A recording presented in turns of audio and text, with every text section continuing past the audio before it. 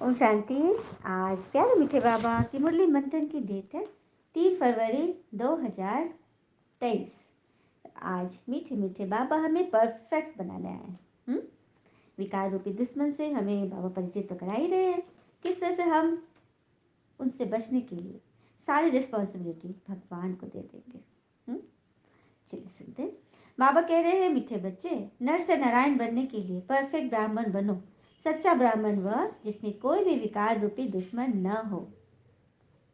तो नर से नारायण, नारी से श्री लक्ष्मी हमें बनाना है भगवान को। और बाबा कहते हैं तुम परफेक्ट ब्राह्मण बनो। सच्चा ब्राह्मण वह जिसमें कोई विकार रूपी दुश्मन न हो।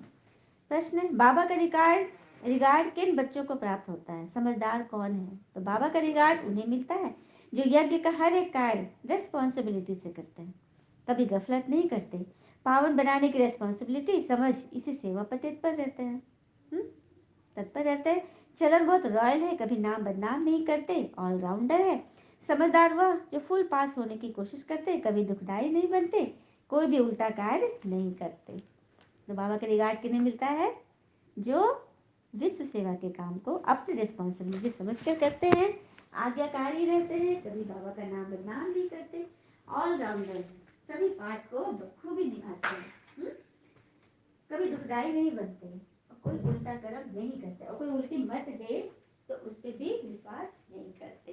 गीत है, आज नहीं तो कल बिखरेंगे ये बादल, और रात के भूले हुए मुसाफिर सुबह हुई घर चल, अब घर चल। भटक रहा संसार हमारा, टूटा चांद सितारा, गुमनामी से दूर हो गए जब मिला प्रभु का इशारा। ये दुख के पल एक दिन जाएंगे टल, और रात के भूले हुए मुसाफिर सुबह हुई घर चल, अब घर चल। ओम शांति। तो ये बच्चों को कौन डायरेक्शन दे रहे हैं कि सुबह हुई घर चल? तो स्वयं भगवान, बेहद का बाबा, जिसको बच्चे इतना पिता व्रता होकर याद नहीं करते। पिता व्रता था एक पिता दूसरा न कोई, ऐसे तो थोड़ी ना करते हैं। हाँ, बाबा कहते बच्चे वापस घर चलना है। बच्चे किसको कहते हैं? जो ब्रह्मा मुख वंशावली ब्राह्मण है उन्हों को ही बाबा बच्चे कहते हैं, क्योंकि वही तो उनकी संतान है। बाबा फिर समझाते हैं, जब नई सृष्टि रचनी है तो पुरानी सृष्टि की आत्माओं को घर चलना है। अब तुम बच्चे बाबा और बाबा के घर को जानते हो। इतना जरूर है कि कोई भी पिता को अच्छी रीति याद करते हैं। इतना जरूर है कि कोई तो बाबा को बहुत अच्छी रीति याद करते हैं, श्रीमत पर चलते हैं, और कोई देह अभिमान के कारण याद नहीं करते, पावन ही नहीं बनते। ब्राह्मण है ईश्वरीय संतान, ब्रह्मामुख वंशावली रचयिता बाबा गाया जाता है ना। ब्रह्मामुख कमल से संतान रचते हैं। तुम बच्चे जानते हो बरोबर, हम ईश्वर की संतान ब्रह्मा के मुख वंशावली ब्राह्मण ठहरे। ब्राह्मण उनको कहा जाता है जो पावन रहते हैं। सारा मदार है ही पवित्रता पर। इसको कहा जाता है अपवित्र पतित दुनिया। मनुष्य मात्र जो पतित है वह पावन का अर्थ समझते ही नहीं।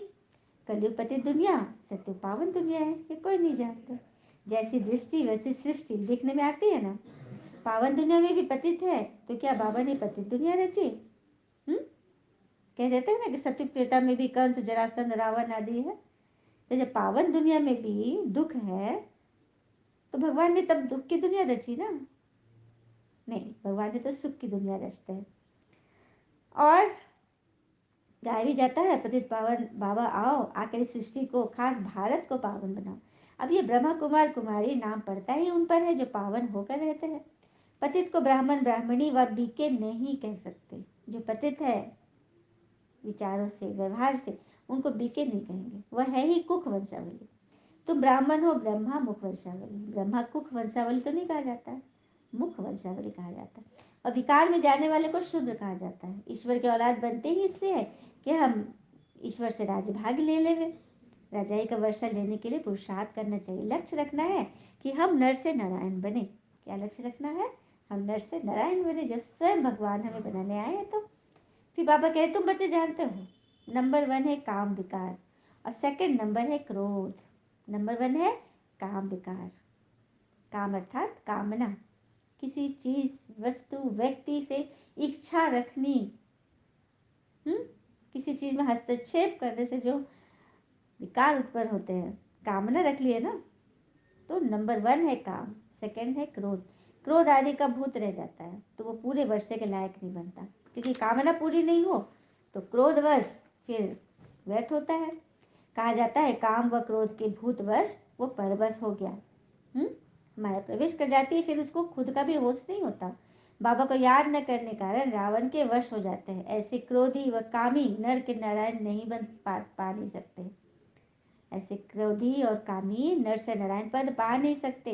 तो यहाँ तो चाहिए बाबा को परफेक्ट ब्राह्मण। बाबा समझाते हैं नंबर का भूत, पहले नंबर का भूत है देह अभिमान।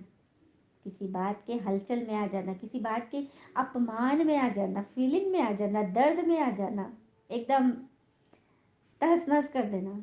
अगर देही अभिमानी हो, बाबा को याद करते रहे तो बाबा भी मदद करे। मतलब आत्मिक भान से रहोगे, किसी बात को समझोगे और ढंग से बात करोगे तो बाबा भी मदद करेंगे। जो जितना याद करता है उतनी उनको मदद मिलती है। ब्राह्मण सच्चा व जिसमें यह विकार रूपी दुश्मन न हो। कौन सा ब्राह्मण सच्चा? जिसमें यह विकार रूपी दुश्मन न हो। मुख्य देह अभिमान के कारण ही और दुश्मन आ जाते हैं। क्रोध भी उसके बाद ही आता है। पहला है देह अभिमान, किसी बात में हलचल में आ जाना, फंस जाना, माया को बुला लेना। जो बाबा को याद नहीं करते हैं उनसे पतित काम जरूर होते ही रहेंगे। कहते हैं ना, जहाँ बाबा नहीं है वहाँ पाप ही पाप है। उनको ब्राह्मण ब्राह्मणी कह नहीं सकते। बड़ी सूक्ष्म बातें हैं। और जो सूक्ष्म को न समझे वो सबसे बड़ा नासमझ है। जिसकी समझ उसको भी नहीं है। और देह अभिमानी काम क्रोध के वश कितनी ग्लानि कराते हैं। अपना भी बेड़ा गर्क और दूसरों का भी कराते हैं, क्योंकि उसी वाइब्रेशन में वो रहता है ना। फिर बाबा कहते तुम कहाँ मुरली चलाने में मूंझ जाएंगे, तो भी फिर बाबा प्रवेश कराएंगे, मुरली चलाएंगे। क्या बात है। मतलब इतनी रॉयल रूप से माया प्रवेश करेगी ना कि आपको समझ में नहीं आएगा कि यहाँ पे माया है। आपको लगेगा हम तो ज्ञान में है। हाँ, बच्चों को पता नहीं पड़ता है, शिव बाबा आकर मदद करते हैं। कभी ऐसा हो मुरली चलाने में मूंझ रहे हो, समझ नहीं आ रहा है और अच्छी क्लास चल रही है, मतलब बाबा ने प्रवेश कर लिया। पता भी नहीं पड़ेगा बाबा ने मदद की। उनको लगेगा कि हम कर रहे हैं, है ना। हाँ, उनको लगेगा कि हमने आज बहुत अच्छी मुरली चलाई। अरे तो बाबा मजा ले रहे हैं। अरे आज अच्छी चला दी, कल क्यों नहीं चलाए थे?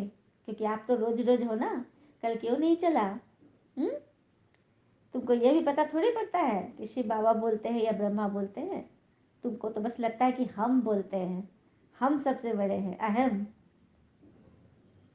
तो बाबा को जरूर याद करना है। अहंकारी कभी आगे बढ़ नहीं सकता है। तो अहंकार में नहीं आना चाहिए कि मैंने अच्छी मुरली चलाई।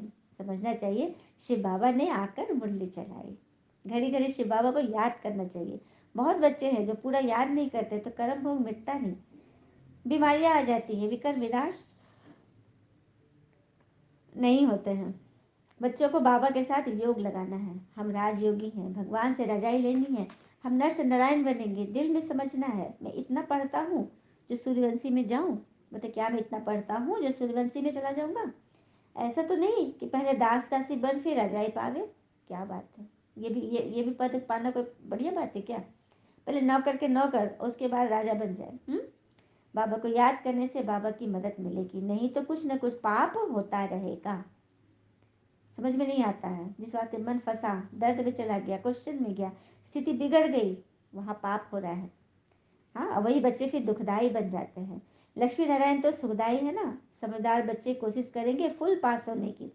ऐसे नहीं जो मिला सो ठीक, हर बात में ऑलराउंड पुरुषार्थ करना चाहिए। ऐसे भी नहीं कि यह काम इनका है, हम क्यों करें।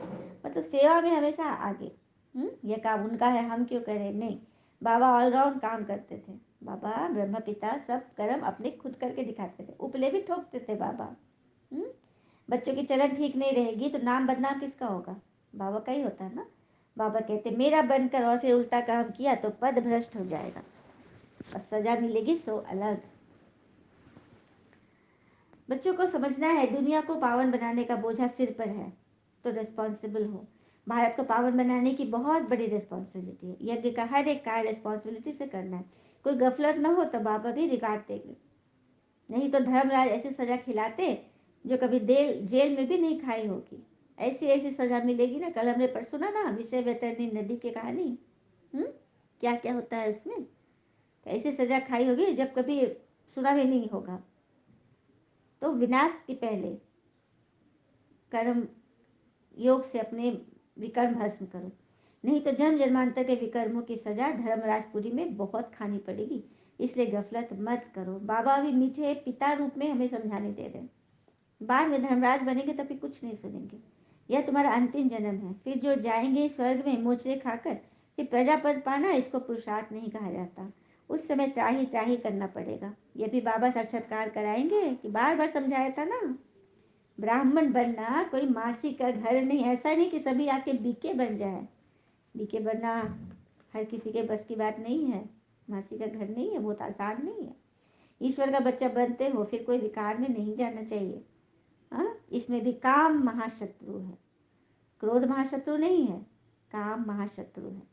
क्योंकि कामना पूरी नहीं होती तो क्रोध आता है। जो काम बस हो जाते उन्हों को ब्राह्मण नहीं कह। बाबा ने आज ऐसी वाणी चलाई एकदम धर्मराज की कड़ी वाणी कि बात मत पूछो, है ना। जो कामना वश होते हैं उनको ब्राह्मण नहीं कह सकते। माया बहुत पछाड़ेगी, परंतु कर्मेंद्रियों से कोई काम नहीं करना है। फेमिलियरिटी का हल्का नशा ये भी माया का नशा है। फेमिलियरिटी था किसी के ज़्यादा इन्स एंड आउट में घुस जाना, किसी से ज़्यादा स्नेह कर लेना, मोह कर लेना, ये भी माया का नशा है। बाबा ने समझाया है इससे भी बोझा चढ़ जाएगा। तुम व्यभिचारी बन गए। व्यभिचारी मतलब अनेक को याद करने लगे। हाँ, विदेही को भूलकर देह को याद करने लगे। ईश्वरीय औलाद में यह काम क्रोध शैतान थोड़ी होते हैं। यह तो आसुरी गुण है। बहुत है जो ईश्वर का बनते फिर माया के बनंती हो जाते, देह विमान में आ जाते हैं। बाबा की श्रीमत पर चलना है तब रिस्पॉन्सिबल बाबा रहेगा। बाबा की श्रीमत पर चलो तो रिस्पॉन्सिबल भगवान रहेंगे। तो क्यों ना अपने से रिस्पॉन्सिबिलिटी उतार देनी चाहिए। अगर हम संभाल नहीं पा रहे रिस्पॉन्सिबिलिटी तो उसको उतार दो। वही बाबा कह रहे हैं। माता की मत पर भी चलना चाहिए क्योंकि माता गुरु बनती है। बाप दादा की मत मशहूर है ना, तो माता अर्थात बड़ी माँ ब्रह्मा उनकी मत भी मशहूर है क्योंकि माता ही गुरु बनती है। बच्चे का सबसे पहला गुरु कौन होता है? माता। फिर बाबा कहते तुम पुरुषार्थ कर रहे हो शिवालय के लिए, सच्चा शिवालय के लिए। सत्य को शिवालय कहा जाता है। परमात्मा का एक्यूरेट नाम शिव है। शिव जयंती गाई जाती। शिव को कल्याणकारी कहा जाता है, वह है बिंदी। परमपिता परमात्मा का रूप है ही स्टार। सोने अथवा चांदी का छोटा स्टार बनाकर टीका लगाते हैं, मतलब स्टार मानते हैं तो तिलक में ऐसे सोने चांदी का भी टीका लगाते हैं। अभी तुम बच्चों को इन बातों का ज्ञान है, तुम चाहो तो स्टार लगा सकते हो। अपनी निशानी सफ़ेद स्टार है। आत्मा का रूप भी ऐसे ही स्टार मिसल है। बाबा सभी राह समझाते हैं, सावधानी भी देते हैं। बीके वह जिनकी प्रतिज्ञा हुई है पाप का काम कभी नहीं करेंगे, यह याद रखना। मतलब जिन्होंने प्रतिज्ञा ली है, बाबा से मिले हैं, वो फिर दोबारा ऐसा पाप का काम नहीं करेंगे। किसका दिल भी नहीं दुखाना है। अगर दुखाते हैं तो शिव बाबा का बच्चा नहीं ठहरा। दिल दुखाना अर्थात किसी को पहचान नहीं पाना। अपनी बुद्धि उस समय नहीं चलानी है। बुद्धि को ताक पे नहीं रख देना ताकि माया आकर चांस ले ले। अच्छे संबंध भी बिगड़ जाएंगे तो भगवान का बच्चा ही नहीं ठहरेंगे। शिव अब आते ही सुख देने। यहाँ राजा यथा राजा तथा यानी प्रजा है, सभी एक समान है। सभी एक दो को सुख देते हैं। यहाँ सब सांवरे बन पड़े काम कटारी चलाते हैं। यहाँ दुनिया की बात करें, यह है ही एक दो को दुख देने की दुनिया। दुख लेना और दुख देना चल रहा है सबके लिए। और सत्युग है एक दो को सुख देने की दुनिया। समझाना चाहिए कि हम ईश्वरीय संतान बने हैं, हम कोई पाप नहीं करते हैं। नहीं तो पुण्य आत्मा की दुनिया में इतना पद नहीं पा सके। हर एक की नब्ज से पता पड़ता है कि यह हमारे कुल का है या नहीं। ज्ञान सुनाकर नब्ज की चेकिंग करो। बाबा कहते भगवान वाच मैं तुमको राजाओं का राजा बनाता हूँ। बताओ कब बनाया था, कब आया था, वह कौन था, फिर कब आएगा। जरूर सत्य के लिए ही सिखलाएगा। बहुत सहज है, परंतु जिनकी तकदीर में नहीं उनको आसानी से बुद्धि में नहीं बैठेगा। जैसे तवे, तत्ते तवे फिर समझना चाहिए स्वर्गवासी जैसे जैसे तवे जैसे तत्ते तवे अर्थात बहुत बहुत गर्म तवा। फिर समझना चाहिए कि यह हमारे सूर्यवंशी चंद्रवंशी राजाए का नहीं है। यह स्वागत किसके लिए है? हुँ? ब्राह्मण बच्चों के लिए। तो राजा तो बनेंगे लेकिन प्रजा भी बहुत बनानी है। अच्छा, मीठे मीठे बच्चों प्रति भगवान की नमस्ते। हम बच्चों के भी प्यारे बाबा को नमस्ते। धारणा के लिए मुख्य सार पहले पॉइंट, किसी के दिल को कभी नहीं दुखाना है। प्रतिज्ञा करनी है, कभी कोई पाप का काम नहीं करेंगे, सदा सुखदायी बनेंगे।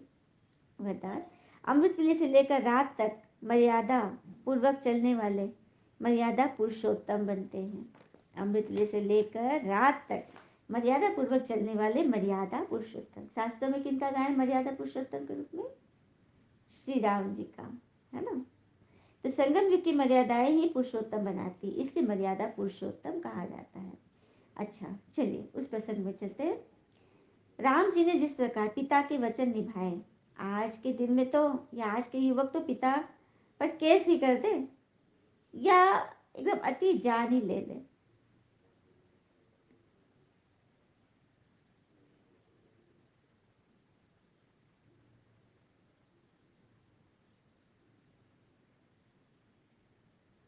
राम की महत्ता किस बात में? कि वो सच्चे सच्चे राम से मिले, नहीं तो कुछ नहीं पहुंचेंगे, कुछ नहीं, कहीं नहीं पहुंचेंगे। कुछ तो मन के ऊपर मर्यादा रख लेते हैं, अर्थात राम जी के नियमों पर चलते हैं। इस तरह से उन्होंने मर्यादा पुरुषोत्तम की संज्ञा पाई। और वो मर्यादा तभी बनी जिन्होंने सुख के सागर को अपने जीवन में बसाया, अपने जीवन में स्थान दिया और विजयी होकर दिखाया। तमोगुनी वायुमंडल वाइब्रेशन से बचने का सहज साधन यह मर्यादाएं हैं। मर्यादाओं के अंदर रहने वाला मेहनत से बच जाता है। तो हर कदम के लिए भगवान द्वारा हमें मर्यादाएं मिली है। स्लोगन, जो किसी बात में स्वयं को मोल्ड कर लेते हैं वही सर की दुआओं के पात्र बनते हैं। किसी भी बात को स्वयं में मोल्ड कर लेना, अपनी तरफ घुमा लेना, वही सर्व दुआओं के पात्र है। अच्छा, ओम शांति। शुक्र मीठे बाबा और बाबा के प्यारे प्यारे बच्चे, ऑल इज वेल ऑलवेज। ओम शांति।